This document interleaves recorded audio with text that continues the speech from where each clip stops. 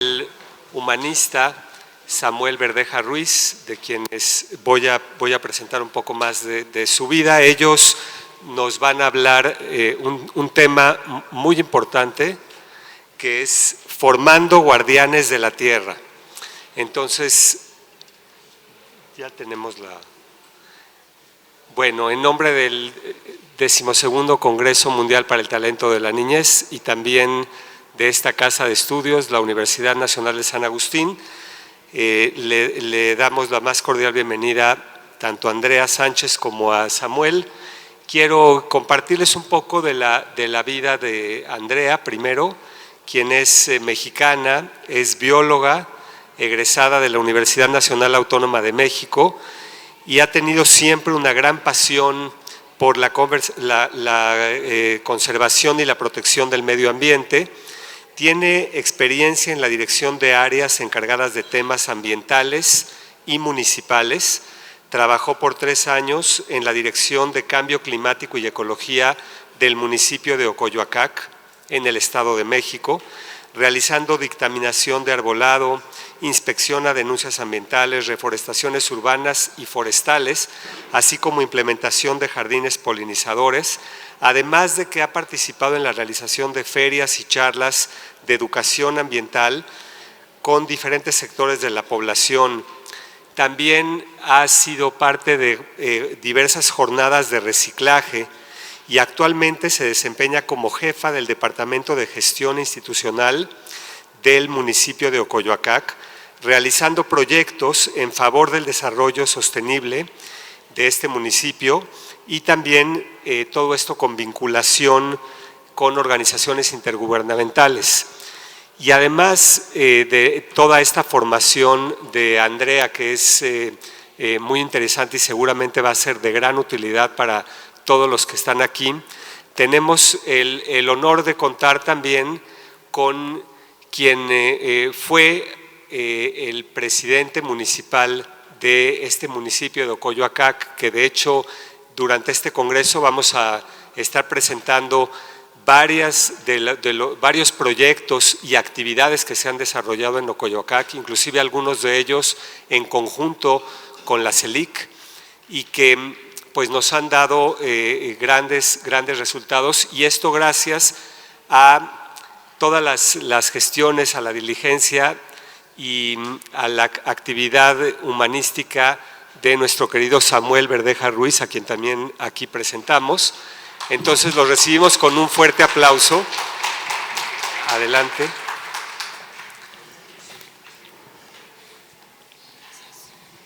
¿Cómo están?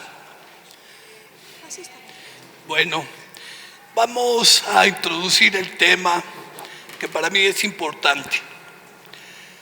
Muchas veces o muchos años como luchador social buscaba cómo transformar y se encuentra uno con el tope de que si no toma uno las decisiones difícilmente trascienden.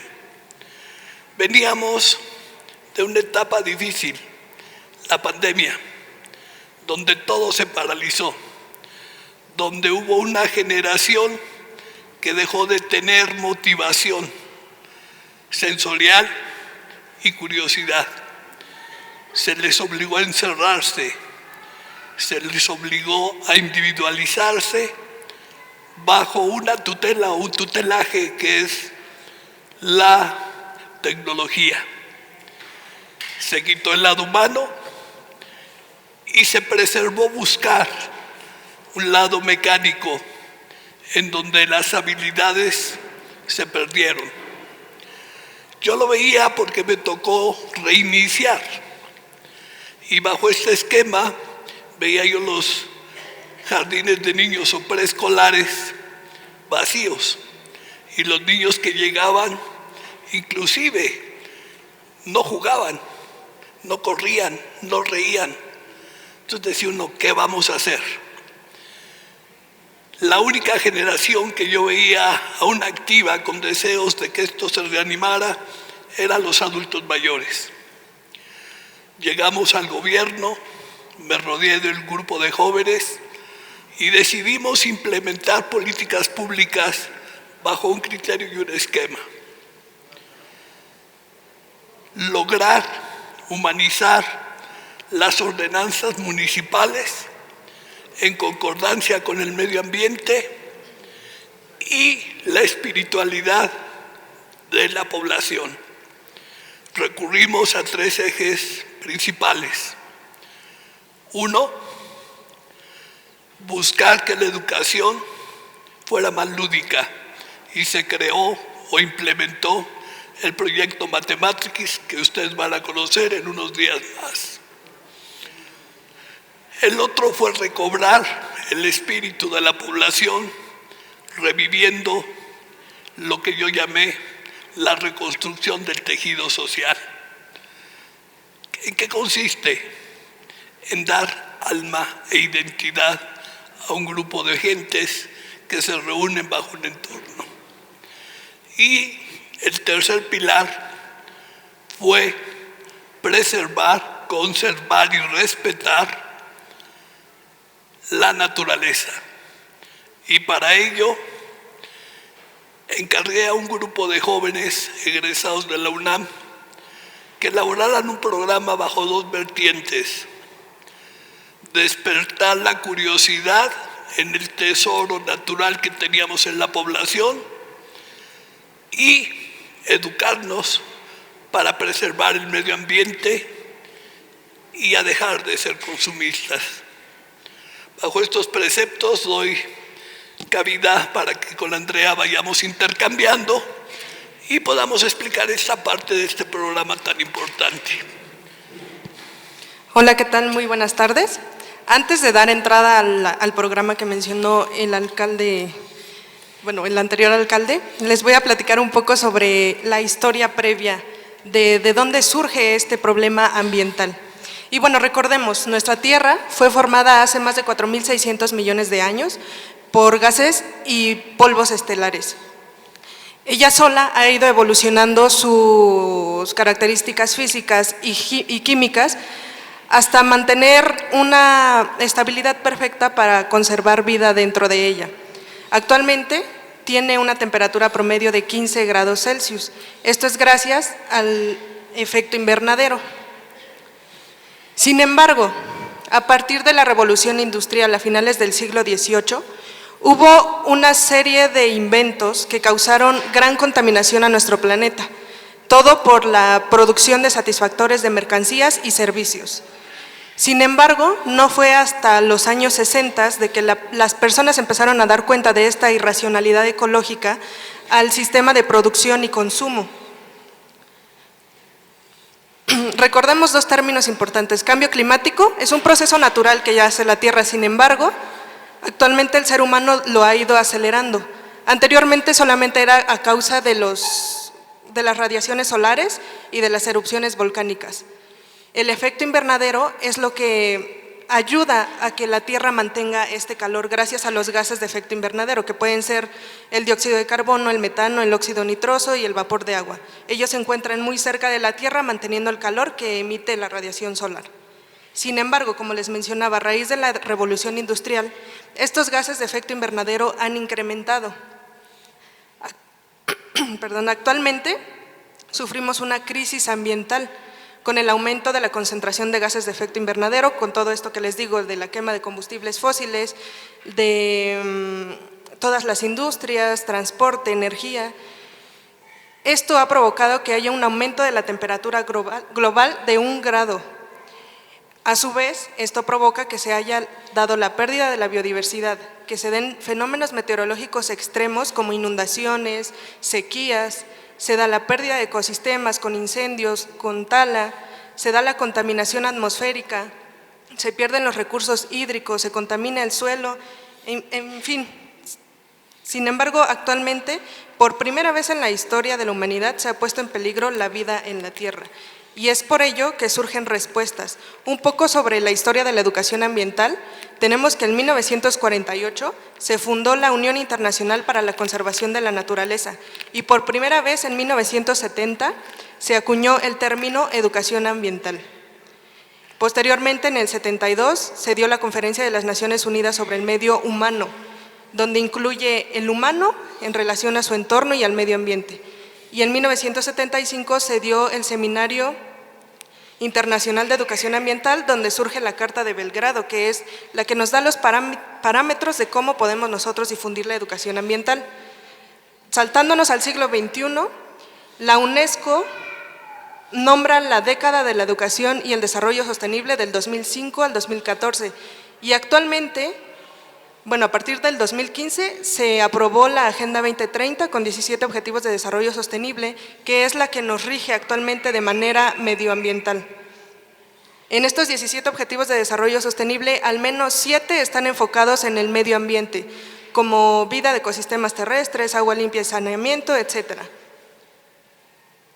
Entonces, definiendo qué es la educación ambiental, es un proceso permanente en el que los individuos y la colectividad cobran conciencia de su medio y adquieren los conocimientos, los valores, las competencias, la experiencia y la voluntad capaces de hacerlos actuar individual y colectivamente para resolver los problemas actuales y futuros. Esto es muy importante porque, a su vez, crea conciencia sobre las problemáticas ambientales, genera un cambio en el comportamiento a quienes son los educadores y se desarrollan habilidades y capacidades. Ahora, ¿qué podemos hacer nosotros a partir de que tenemos el conocimiento de que tenemos que aplicar la educación ambiental? Y aquí les vamos a empezar a platicar sobre las acciones que se llevaron a cabo a partir de su plan de trabajo integrado. Uno de ellos son las pláticas ambientales. No sé si... Aquí al respecto, ¿qué es lo que buscábamos? Vuelvo a repetirles, los pequeños estaban en un estado catatónico, habían perdido la curiosidad. Ocoyoacán es un lugar que se distingue por ser una montaña de bosque con una laguna y una zona industrial. Conservamos el 70% de nuestras áreas forestales. Alrededor todo es desolación porque se han dedicado a talar, lo que incrementó el cambio climático. Entonces buscaba sembrar conciencia y a través de ello empezamos a hacer estos talleres. Somos un municipio que por décadas se distinguía por ser un municipio sucio. Buscamos recobrar con las gentes mayores la costumbre de recoger, de limpiar el frente de sus casas y empezar a reciclar los residuos que producimos como humanos. Como bien lo menciona, se difundieron las pláticas de educación ambiental en todos los sectores de la educación. Incluso los llevábamos a parques y jardines donde sabíamos que había niños. En esta imagen les muestro una plática donde un pequeño se acercó a nosotros y aún así le dimos la plática de cultura del agua. Sea uno, sean 20, ellos eran atendidos. En la parte de abajo les muestro un ejemplo de los talleres. Aquí lo más común que hacíamos era el suprarreciclaje, que es darle valor a algo que ya está en desuso. En este ejemplo, las señoras, en coordinación con los niños, están haciendo un lapicero a través de un residuo del papel de baño, un cartón. Entonces ellos se divertían mucho. Era opcional, quienes querían asistir lo hacían. Otra acción muy importante, como bien lo menciona, es reforestar, pues Ocoyoacán, más del 40% de su territorio es bosque. Somos una fábrica de agua. La Ciudad de México se mantiene de 1 millón de litros de agua que les damos anualmente. Si no la cuidamos, el problema ecológico iba a ser más grave, porque ya no habría de dónde llevarles agua a esa gran metrópolis. Pero al mismo tiempo enfrentamos un problema. Nuestros ríos dejaron de correr por el uso desmedido del agua hacia la ciudad. ¿Cuál es la única forma de poder volver a regenerar nuestros ríos? Era a través de mayor siembra de árboles y crear una fábrica de agua que abasteciera a la comunidad y pudiéramos compartir con la gran ciudad parte de nuestros recursos. Además de reforestar los bosques, empezamos a reforestar las calles. Hicimos el proyecto de Rompe tu banqueta y poníamos árboles ornamentales. Este tema fue enseñarle a los niños que si sembrábamos árboles frutales a la vera de nuestras calles, estaríamos atrayendo fauna que habíamos corrido con nuestra conducta negativa. De esta manera volvimos a tener algunas aves que ya no nos visitaban. Había un declive de abejas y con esta forma de crearles alimento nos permitió volver a recuperar parte de una de las costumbres de mi comunidad, la apicultura. La apicultura desarrollada con una agricultura sustentable, en donde volvimos a recuperar los desechos orgánicos que la naturaleza nos da, en lugar de usar agroquímicos que secaban, esterilizaban y estaban matando la tierra. También, como forma de impulsar la curiosidad de los niños, nosotros hicimos una iniciativa que se llama, le pusimos recorridos de reconocimiento de la biodiversidad. Lo primero que hacíamos era ir a las escuelas y platicarles a los niños sobre los ecosistemas que teníamos dentro del municipio. En este caso, nosotros contamos con un humedal, que es la Ciénega del Cholula. Nosotros en el salón de clases les platicábamos a los niños qué era, cuál era su función, cuáles eran los animales que ahí habitaban, y a través de un concurso les pedíamos hacer un dibujo y el que ganara lo elegíamos para ir a hacer la expedición. Los llevábamos un recorrido dentro de la ciénega para que ellos pudieran ver de primera mano lo que era el humedal que ellos habían dibujado. Siempre se pensó en México que los humedales eran un daño, que en lugar de ayudar generaban enfermedades y hacía que la gente viviera en una zona insalubre. La zona de donde venimos fue la segunda zona chinampera más grande de México, Xochimilco, que es reconocido internacionalmente, y nosotros. Nuestros ancestros crearon canales que permitieron que el agua se purificara. Entonces esto crea una gran biodiversidad que tenemos a escasos 5 minutos en auto y a media hora caminando.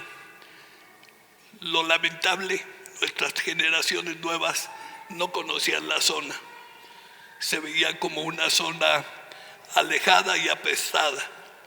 Recobramos el viejo humedal y le volvimos a dar actividad y vida. De una zona contaminada con las formas de limpieza a través de humedales artificiales, podemos decir que el agua está un 90% purificada. Si bien no es para consumo humano, sí es apta para que la flora y la fauna vuelva a resurgir. De una zona yerma volvimos a encontrar una zona viviente, palpitante y resurgiente. También implementamos la colocación de jardines para polinizadores. En este caso, de igual forma, yendo a las escuelas, les solicitábamos a los alumnos que trajeran una planta nativa del lugar. Cada uno de ellos la llevaba y en una jornada la plantábamos en conjunto. Esto incentiva la biodiversidad tanto de flora como de fauna. Aunado a ello, hicimos otro programa que era de carácter cultural musical.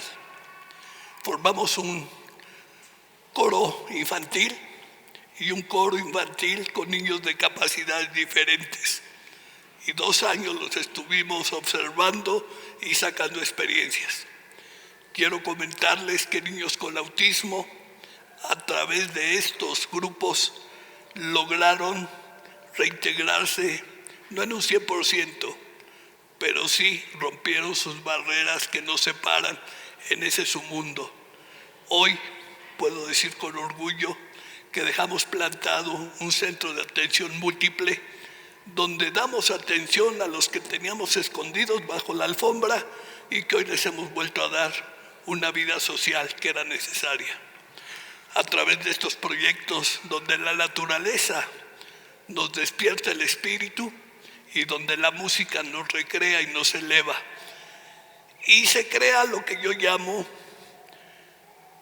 buscar que Orfeo y Pitágoras se junten para volver a recobrar el espíritu que como humano nos caracteriza. También hacíamos concursos, ya sea de pintura, de escultura, donde los niños podían pintar o esculpir alguna, ya sea problemática ambiental, o en este caso el ajolote, que es la identidad natural de nuestro municipio, pues tenemos 2, y se les hacía una premiación, en ese caso fueron los 3 ganadores, y de este lado son los niños que participaron en el concurso de escultura en cuanto a reciclaje. El ajolote es un anfibio que no termina su evolución, se queda entre su etapa larvaria y su etapa de adulto. Y es un animal emblemático tanto en la mitología azteca como actualmente como parte nuestra. Somos afortunados porque tenemos ajolote de montaña y ajolote de humedal o de ciénega. Es en la cultura mexicana lo que se le conoce como el monstruo de la laguna, por su forma especial que tenía.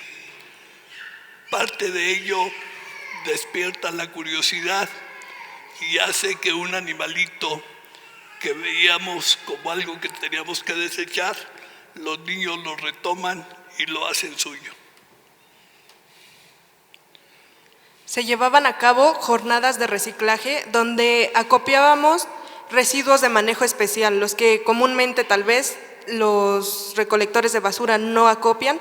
Nosotros lo recolectábamos como electrodomésticos, electrónicos, pilas alcalinas o medicamentos.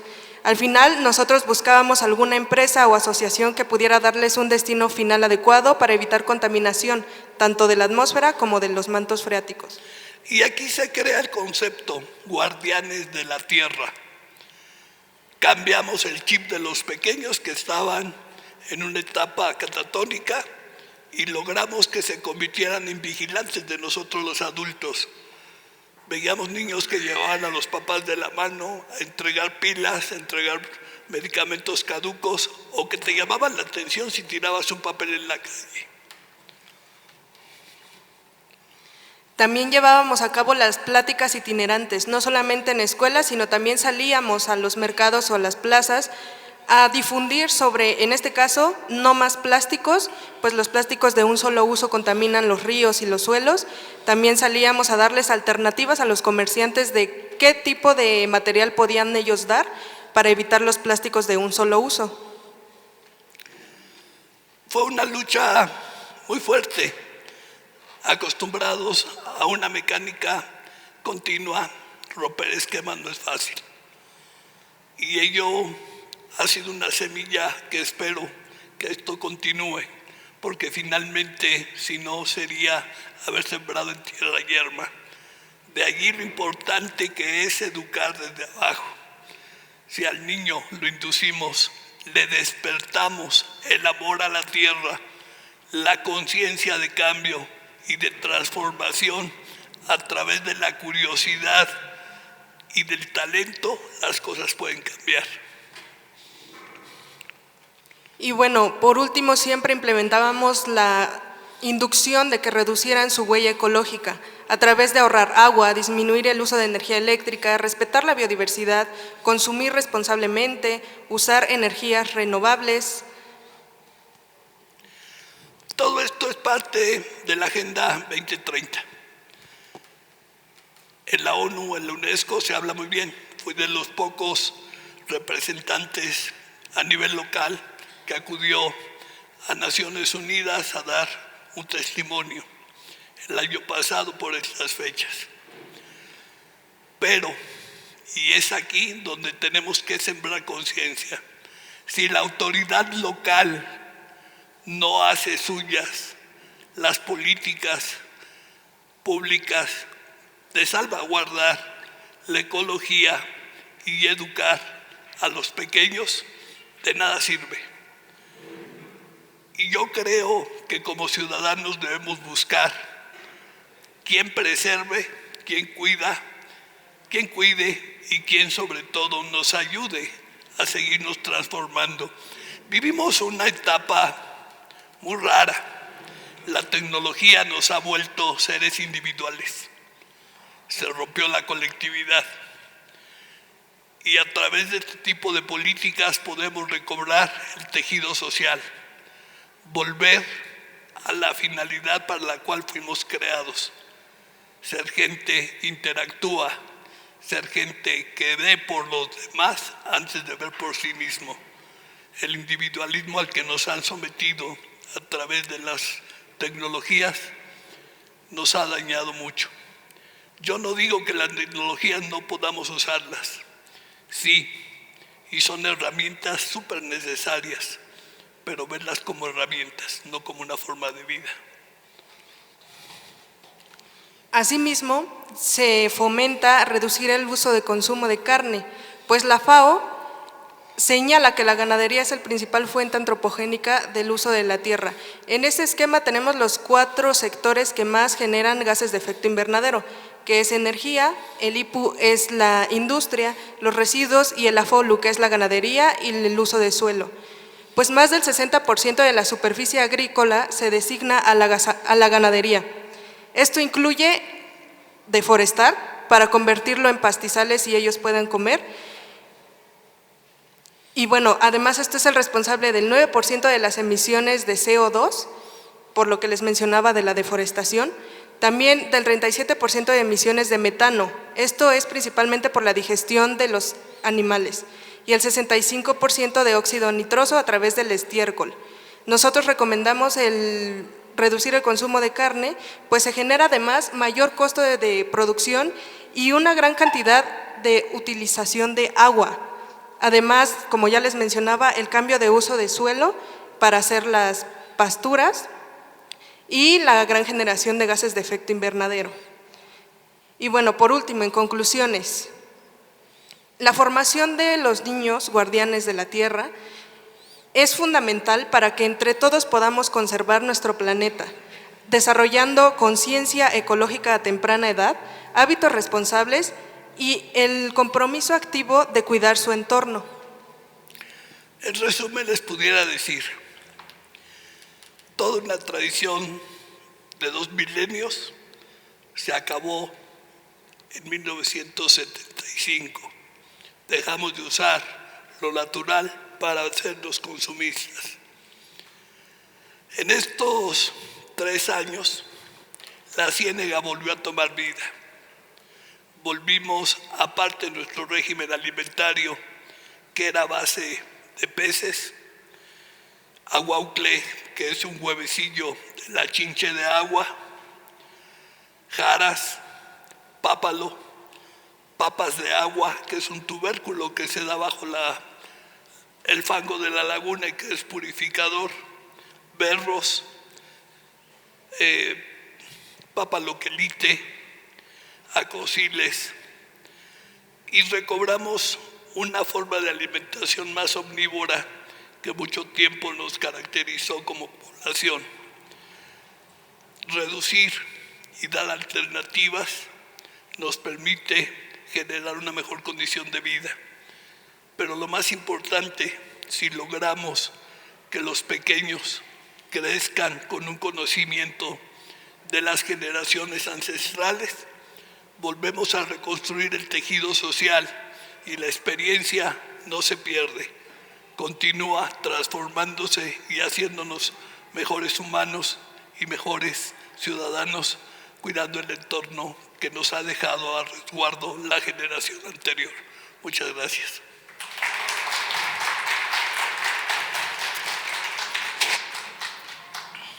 Vamos a pasar a preguntas. Realmente yo he tenido la oportunidad de estar en muchos de estos sitios en este municipio, en Ocoyoacac, y ver cómo se ha transformado, y realmente es un ejemplo que ojalá pudiéramos llevarlo a más lugares en Latinoamérica, en el mundo, y es una tarea muy difícil, una tarea que requiere mucho trabajo y más, como ya lo explicaron, ante las situaciones que estamos viviendo hoy en día. Entonces, no sé si alguien quiera preguntar, comentar algo. Es el momento para que nuestros expositores nos puedan compartir.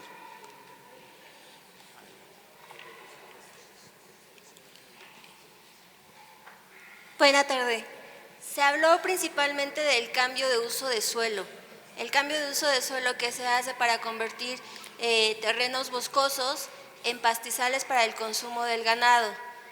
¿Cómo es que en Ocoyoacac se evadió esta parte? ¿Alguna legislación, alguna norma, en parte cultural?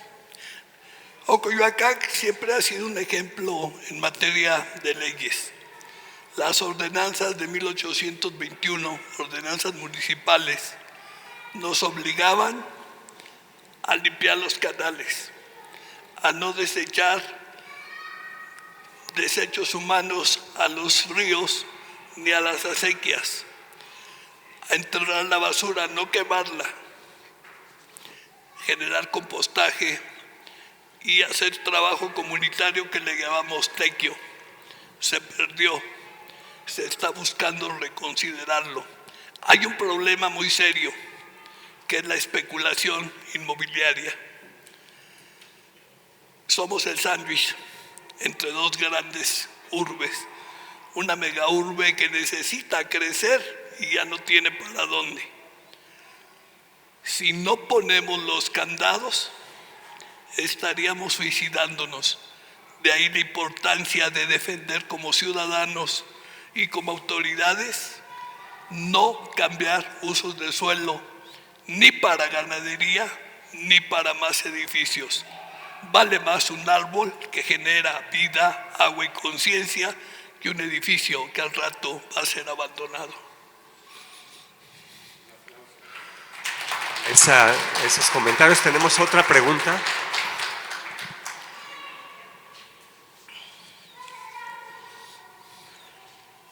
Hola, muchísimas gracias por la conferencia. Bueno, mi pregunta va relacionada a, bueno, yo sé que en el municipio de Ocoyoacac hay pueblos originarios, ¿no? ¿Existe algún ritual, tradición o buenas, no sé, costumbres que existían en los pueblos originarios que podemos rescatar en relación a este tema que muchas veces los pueblos originarios tenían mucho más conciencia de estos temas que actualmente? ¿Hay algo que se pueda rescatar de ellos? Dentro de la reconstrucción del tejido social, retomamos la sabiduría de los pueblos originarios.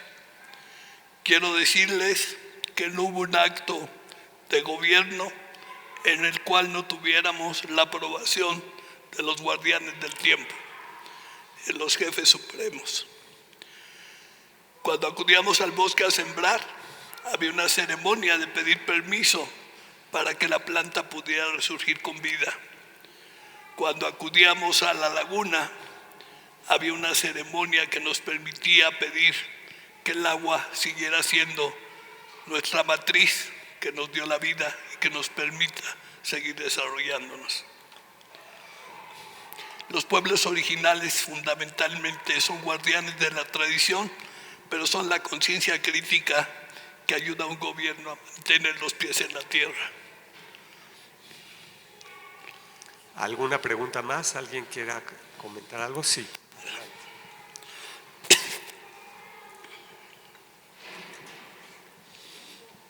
Muchas gracias por su interesante conferencia.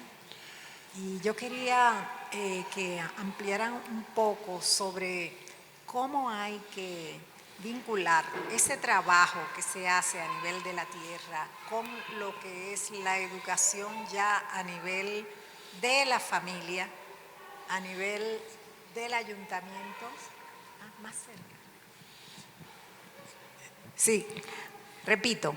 Me gustaría que ampliara un poco más ese vínculo que es necesario entre ese propósito y esos proyectos con lo que es la educación en la familia.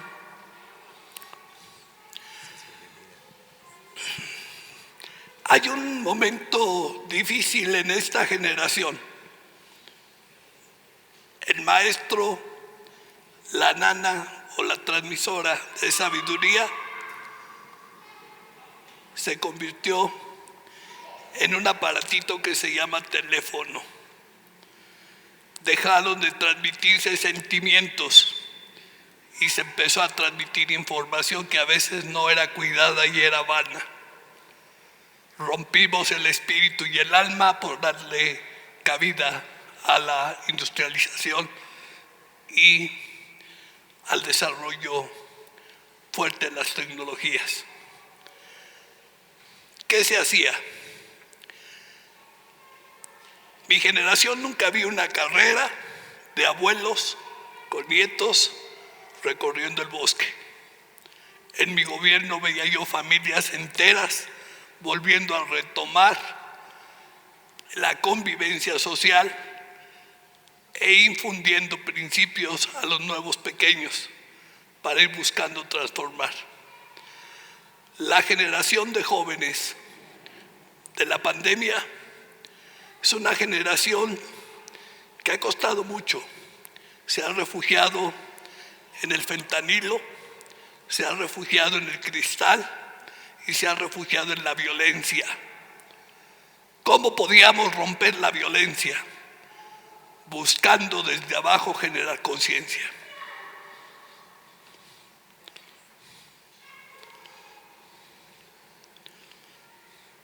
Quiero decirles que como experiencia de gobierno, yo recibo un gobierno con altos índices de violencia familiar, intrafamiliar.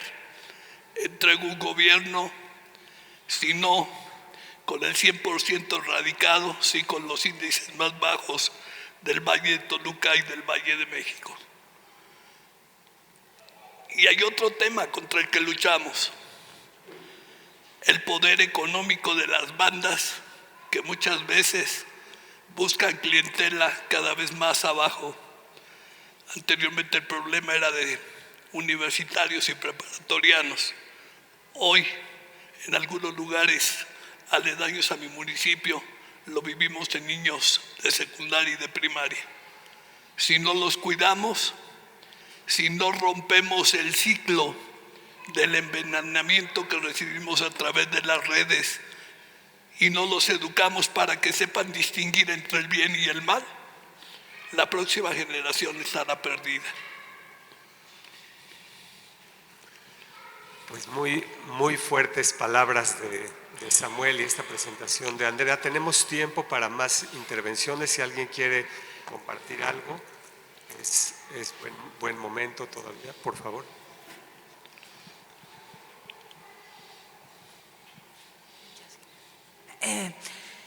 Bueno, quería compartir de que realmente, bueno, pues nuestro planeta está en peligro. Sí, eso es bastante real. Y yo soy socióloga y, bueno, vengo de una ciudad en la cual allí se consume bastante alcohol.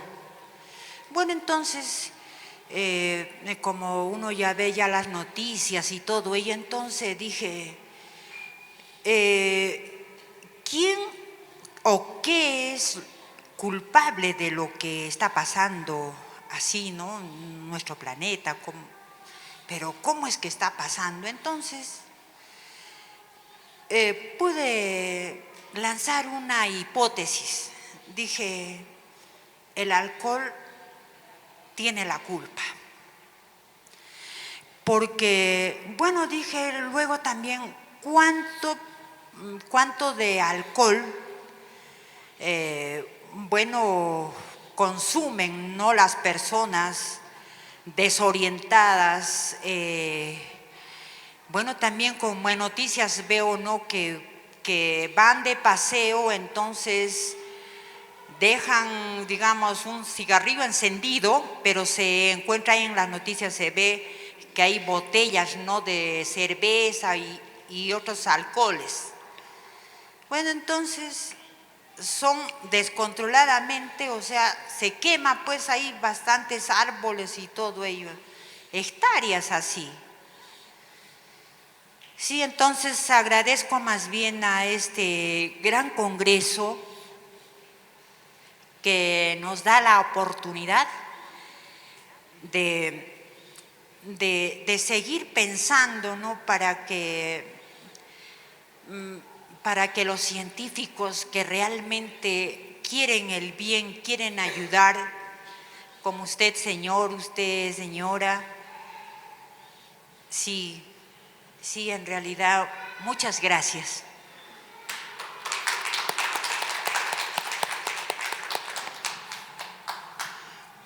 Pues les agradecemos por su participación. Bueno, ustedes saben que yo soy muy cercano a ustedes, municipio de Toluca, y yo no tenía conocimiento de esta gran labor que ustedes que iniciaron en Ocoyoacac. Para mí ustedes asumieron una misión muy difícil, ir contracorriente, ir contra el estatus, y a mí personalmente me impresionó lo que ustedes narraron en esta ocasión.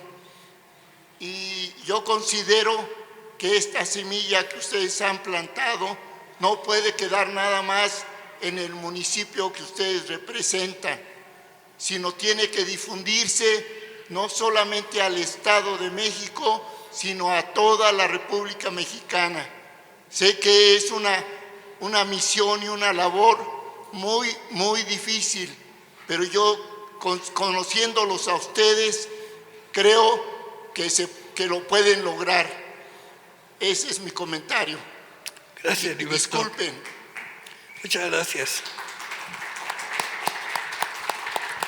Y este deseo de Heriberto también llevarlo no solamente a la República Mexicana, sino a toda Latinoamérica y después al mundo, porque realmente es un ejemplo de vida desde diferentes sectores, desde los gobiernos, pero también la participación ciudadana. Entonces, realmente se vuelve una labor importante de gran responsabilidad que pues hoy es lo que puede salvar vidas para el mañana. Entonces, es de gran trascendencia. Pues muchísimas gracias. Yo para cerrar, claro, solamente les quiero pedir un favor. Dejen que los niños recobren su curiosidad, no se la limiten. Busquen que el individualismo que el teléfono nos da sea roto, convivan. Una sonrisa de un niño curioso no tiene valor en este universo. Muchas gracias. Gracias. Gracias.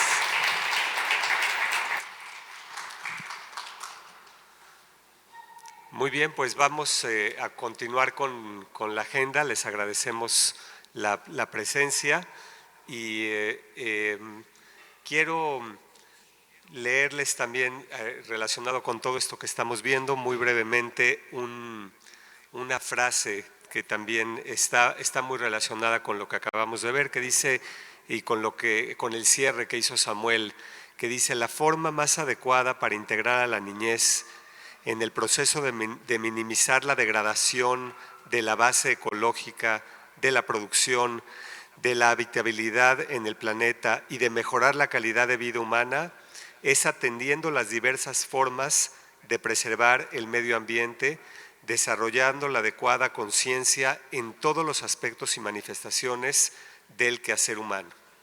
Entonces, bueno, pues con esto terminamos esta actividad.